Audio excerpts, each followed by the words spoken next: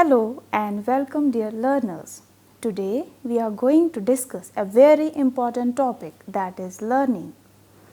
Together we will explore its meaning, its key concepts and the various factors that affect the learning process. Learning is something that each one of us experiences every day, whether in the classroom, at home or in our social interactions. Understanding what learning really means and what influences it will help us not only as students but also as lifelong learners. The term learning is one of the most frequently used yet complex concepts in psychology and education. Every human being, whether literate or illiterate, experiences learning in daily life. Learning is not confined to schools and colleges. It takes place everywhere, at home, in the playground, in the market, or even from nature itself. For example, children learn to speak their mother tongue without formal teaching. Farmers learn agriculture practices through observation and experiences.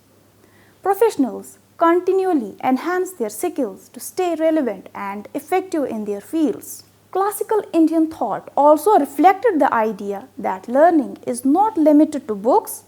Nature, society, and everyday life were seen as teachers. A tree can teach patience, a river can teach continuity, and animals can teach cooperation. This highlights the universal and continuous nature of learning. Psychologists define learning as a process of change, not a temporary change, but a relatively lasting one brought about by practice and experience. Unlike instinctive or biological changes such as maturation, learning involves effort, awareness, and interaction with the environment. Let's have a look at how psychologists define learning. Woodworth, 1945, defined learning as a process of progressive behavioral change that contributes to personal growth.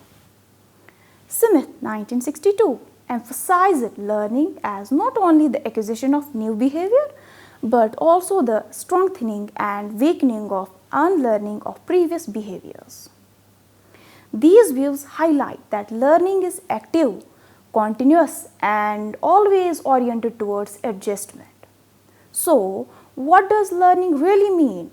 Learning is a continuous lifelong process through which individuals acquire new knowledge, skills, behaviors, or values.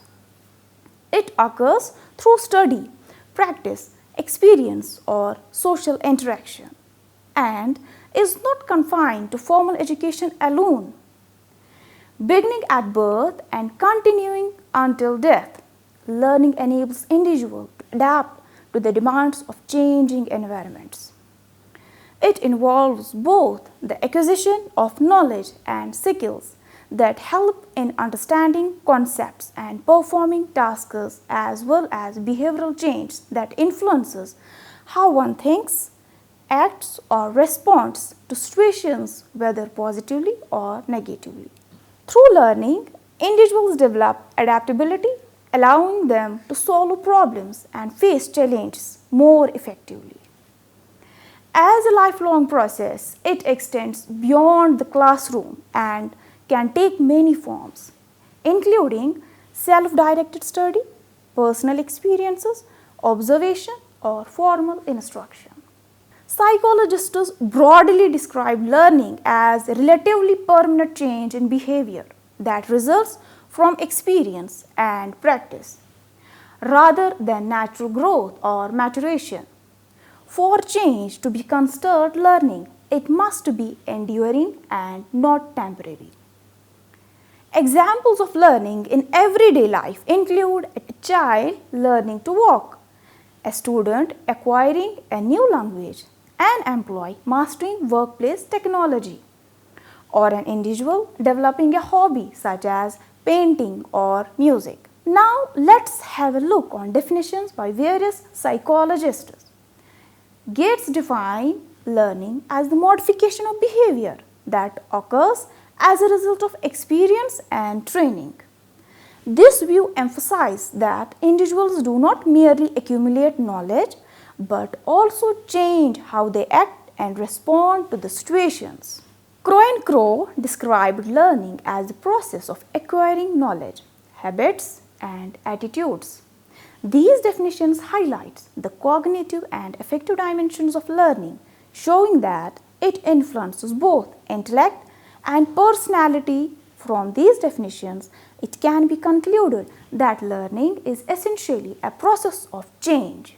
This change may occur in behavior, knowledge, habits, skills, or attitudes, and is brought about by experience, training, observation, and interaction with the environment.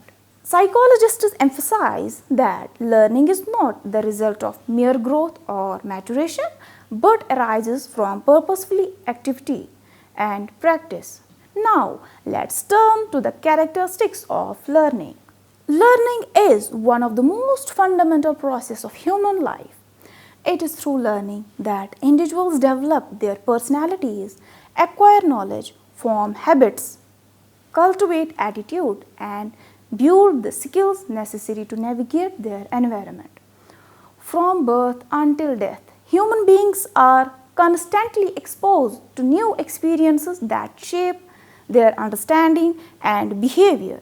These experiences, whether gained through direct encounters, observation, or social interaction, leave a lasting impact, enabling individuals to adapt to the challenges of life.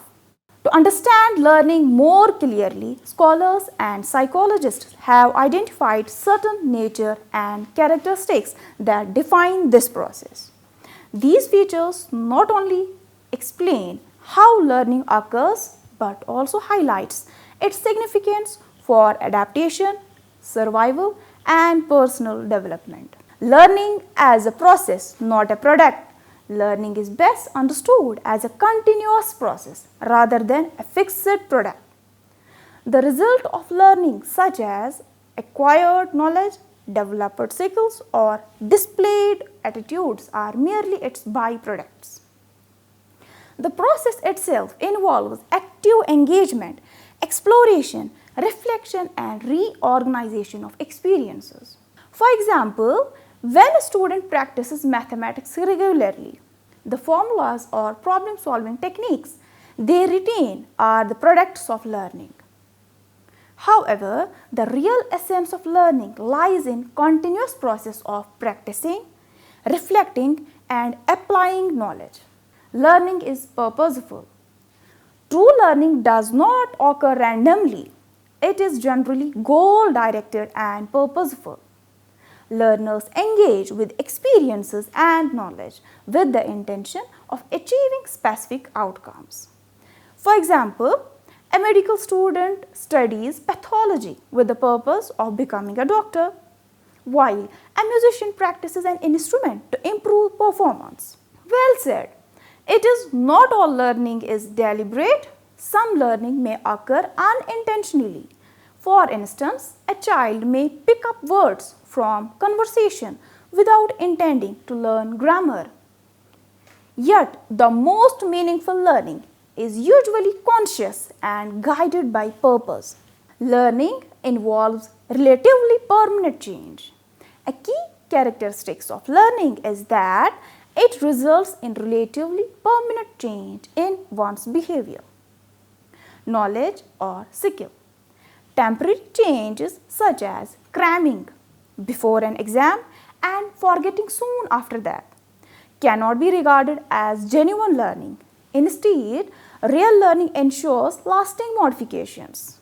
For instance, once an individual learns to swim, the skill generally stays with them throughout life, even if practice is required to maintain efficiency. Similarly, learning a new language has permanent effect on cognitive ability and communication. Learning is universal and continuous. Learning is a universal phenomenon. Every human being learns, regardless of age, gender, culture, or background. From infants, learning to walk, to the elderly adapting to new technologies. Learning spans across all stages of life. It is also continuous. There is no point at which learning stops. Unlike formal education, which may be limited to schools or universities, learning continues informally through daily life, experiences, social interactions, and personal reflection. That is why learning is often described as a lifelong process. Learning prepares for adjustment. One of the central purposes of learning is to enable adaptation to new situations. Through learning, individuals acquire problem-solving skills and coping mechanisms that help them adjust to the changing environments. For example, learning how to use digital tools allow an employee to adapt to the demands of a modern workplace. Similarly, through repeated social interactions, individuals learn cultural norms and adjust to their behavior to fit within the society. Learning is comprehensive. Learning extends beyond academic knowledge. It is a comprehensive process that influences all the three domains of human behavior. Cognitive domain related to knowledge and intellectual skills. Affective domain related to emotions, attitudes, and values.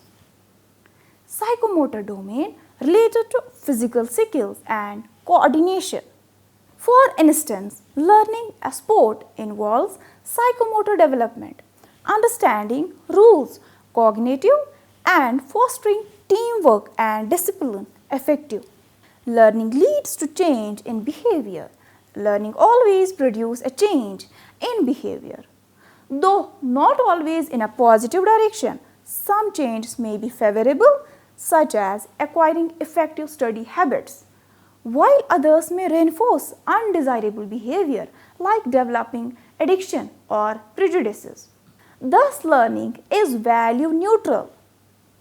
It can be constructive or destructive, depending on the experiences and influences involved. Learning involves organizing experience. Learning is not just about accumulating facts. It is about reorganizing and integrating experiences meaningfully. This process may involve unlearning incorrect responses and replacing them with the correct ones. For example, a student who initially believes Earth is flat must reorganize this misconception when introduced to scientific evidence of its spherical shape. Learning involves cognitive, and affective domains. Cognitive, acquisition of knowledge and comprehension. Cognitive, purposeful, action, habits and skills. Affective, change in feelings, attitude and values. A holistic learning experience integrates all the three. For instance, in learning medicine, a student gains cognitive knowledge of medicine, cognitive skills in surgery, and affective attitudes of empathy towards patients. Learning is an active, constructive process. Learning is not passive, it requires active engagement. Learners construct knowledge by connecting new information with the prior understanding. This makes learning deeper and more meaningful. For example, project-based learning encourages students to solve real-world problems, thereby engaging in critical thinking and constructive knowledge building rather than rote memorization. Next, let's discuss the factors influencing learning, which can be grouped into 4 categories. These are learner-related factors, school-related factors, teacher-related factors, and home-related factors.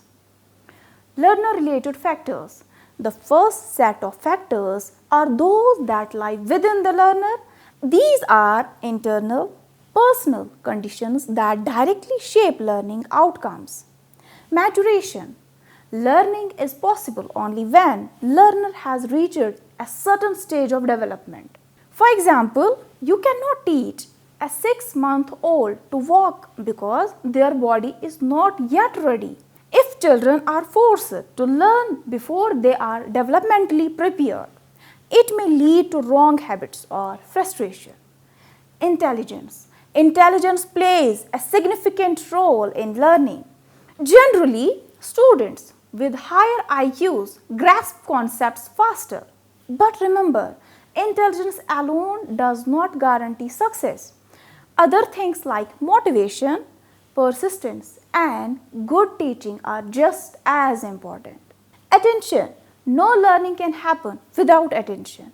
It is the ability to focus on a task while ignoring distractions. Attention depends on both external conditions such as classroom environment and internal factors such as interest and mood.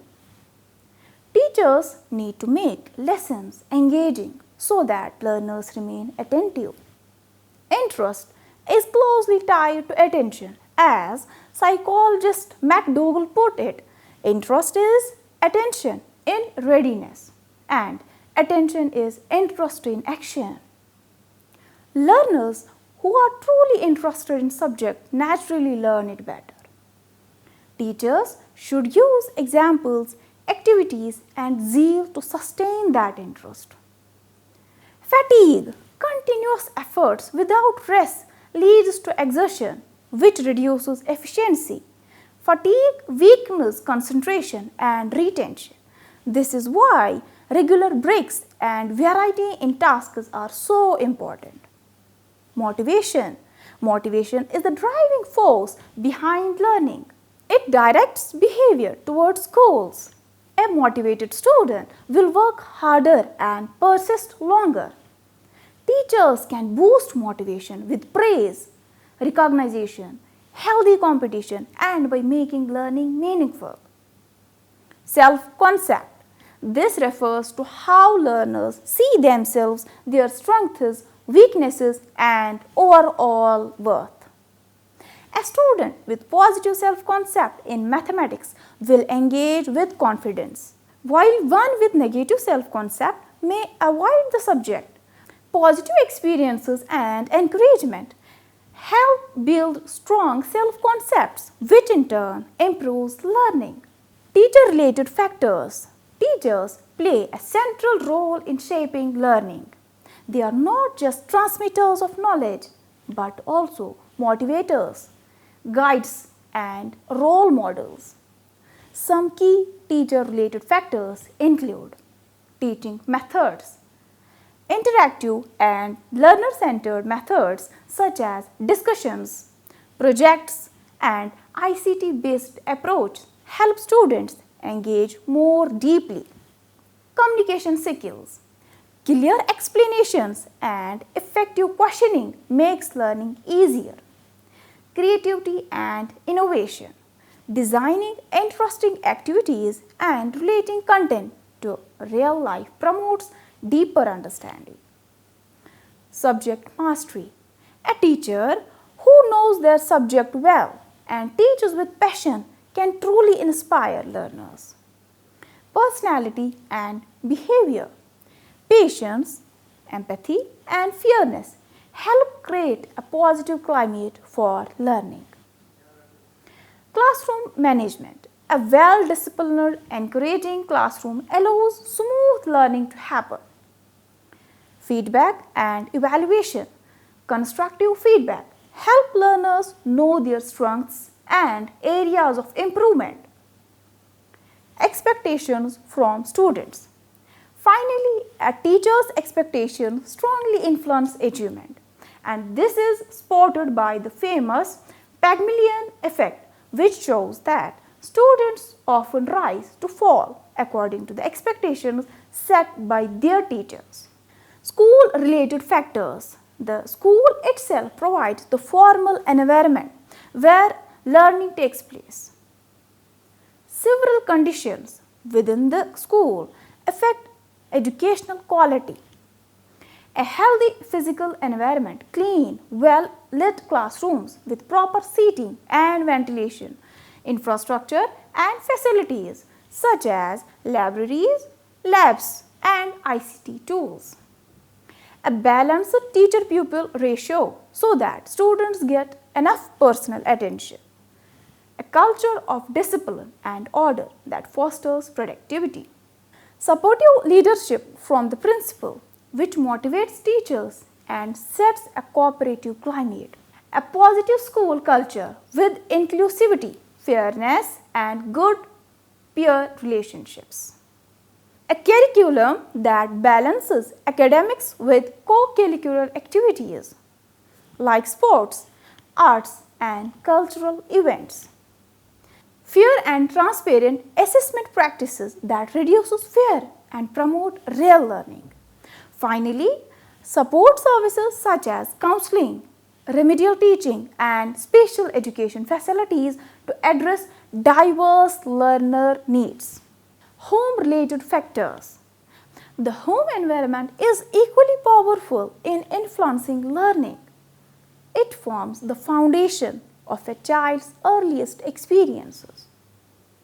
Some important home-related factors are family income and socio-economic status, which affect access resources like books, technology and tutoring.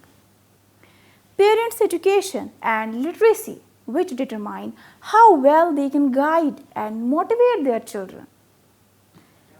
Availability of resources at home such as newspapers, internet and a quiet study space. Attitudes towards education. Families who value learning passes this on to their children. Conclusion. As we come to the end of this session, let's remember that learning is truly a universal, continuous and dynamic process. It is not limited to the four walls of classroom, nor is it confined to textbooks and exams. Instead, it takes place in every single interaction, every experience and every situation we face in life. What makes learning unique is that it brings about relatively permanent change in our behavior. Through learning, we acquire new skills, habits, values, and attitudes, while also modifying or even discarding older patterns that no longer serve us. It is also important to remember that learning is not always positive. Sometimes people acquire habits or behaviors that are undesirable or socially harmful, yet these too fall under the scope of learning. The key difference between true learning and temporary change is its enduring impact. So, we reflect on today's discussion. Let's remember that learning is not confined to classroom or books. It is a lifelong journey that shapes who we are and who we become. By embracing learning in all its forms, cognitive, emotional and practical, we open doors to growth, resilience and meaningful progress. Keep nurturing your curiosity, keep challenging yourself and keep moving forward with confidence. Thank you once again for joining this session. May your journey of learning and growth continue to inspire and guide you towards success. Thank you.